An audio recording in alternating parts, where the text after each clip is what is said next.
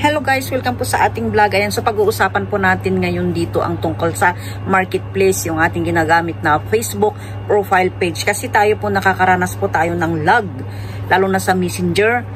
Kasi itong ating Facebook na ginagamit is matagal na po. Ito yung pinaka-old na gamit natin sa pagpupus ng mga ating mga ibinebenta. So, nagkakaroon na po tayo ng problema. Ang isa pa dito is, ito yung Facebook page ko na ginamit ko sa pag-vlog. Ayan, so nung sahuran na restricted po yung ating earnings. So ito, aayusin po natin itong gamit natin na Facebook account. Okay?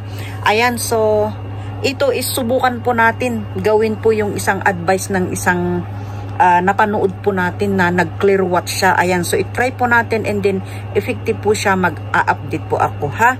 Okay, so panoorin nyo lang po ito hanggang sa dulo at huwag kalimutan i-subscribe po yung ating channel. Ayan, thank you so much. Ayan, so dahil naban po tayo ulit sa ating marketplace, ayan, so sinusubukan po natin i-clear watch po yung ating gamit na profile Facebook page. Ayan po siya, okay? So ngayon ko lang po ito napansin na April 2020 pa po ako nagpo-post sa marketplace, pero itong 2025 lang po ako biglang naban kay marketplace. Ayan, okay, so susubukan po natin itong ayusin of babalik pa kay marketplace. Sa marketplace kasi guys, ayan, so madali po tayong makakabenta po kasi ng mga units doon kapag may gusto po tayong ibenta. So si marketplace po talaga yung ating pag-asa, o di po ba? Ayan, since nung 2020, dyan po tayo, malaking tulong po ni marketplace. Ingat sa ating pinupos. Dyan po tayo biglang maban.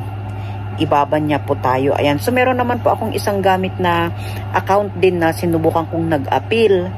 Ayan, so in-approve naman po yung pag-submit po ng appeal, kaya naibalik po ako kay marketplace doon sa isang bago lang nagawa kong account. Okay, so bago ka pala ma-open ni marketplace, kailangan yung account mo is nasa 1 month, 2 months, ganun. So nanghihinayang kasi ako dito sa aking old account since marami po akong followers, marami pong nakakakilala sa akin dito. Kaya susubukan po natin yan, ha, i-delete. Parang mag-clear watch ba tayo, kumbaga ganun po yung ating gagawin. So kailangan linisin po natin, lalo na yung sa may profile issues. Kasi nga guys, if maalala nyo po yung aking pinost noon na biglang na-restricted po yung aking earnings. Ayan, nang dahil siguro ito sa post na meron siyang copyright. Kaya yung earnings ko dito is na-restricted po siya. Sayang din yun, di ba? Nung nagsisimula po akong nag-vlog, mula pa ito nung nung kikita na itong aking Facebook nung 2023, biglang na-restricted po yung ating earnings, kaya hindi ko na po tinuloy ginamit itong aking profile Facebook page. Pero ngayon, syempre nakikita natin mga maraming nagbablog, so itry po natin ulit gawin, sakali nga po hindi po ma-restricted yung ating earnings, kasi nga nagkaroon na po siya ng profile issues. Ayan guys, so abangan nyo lang po ito, ha, if effective po yung ating gagawin dito, okay?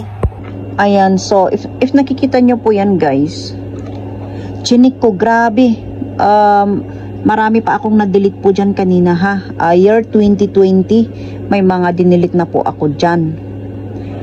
Ayan, okay, so i-check po natin ito if hindi ko na po kasi mabilang ito eh. Kapag pinipindot ko po yung trash all, ayaw. So kailangan isa-isahin po natin siyang i-delete. Okay, yung mga post ko kay marketplace. Okay, so nagbabaka sakali po tayo na maibalik po tayo kay marketplace. Kasi nga po, wala po kasi siyang binigay sa atin na mag-appeal man lang sana. So, hindi po niya na-approve. Tsaka, meron po tayong profile issues na nakalagay dito na hindi ko mahanap-hanap. Okay, so, meron naman po yung kanina, sinubukan ko nag-clear history. Ayan. Okay, so tignan nyo to guys, 2021 na po ako. So ilan na po yan, oh. Diyos ko, day. Okay. yung ginagamit ko na messenger niya, 'di ba, sa mga contact po natin is lagi pong naglalag kapag nag-o-open po ako ng messages dito sa ating messenger. Ayan, so may problema din po siya sa ating messenger.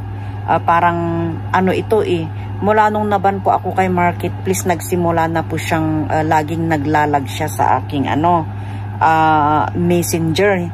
Kahit subukan ko po siyang buksan po sa isang cellphone, sa isang phone natin, sa Android, dito sa ating iOS, is lagi siyang naglalag lagi po yung ating messenger.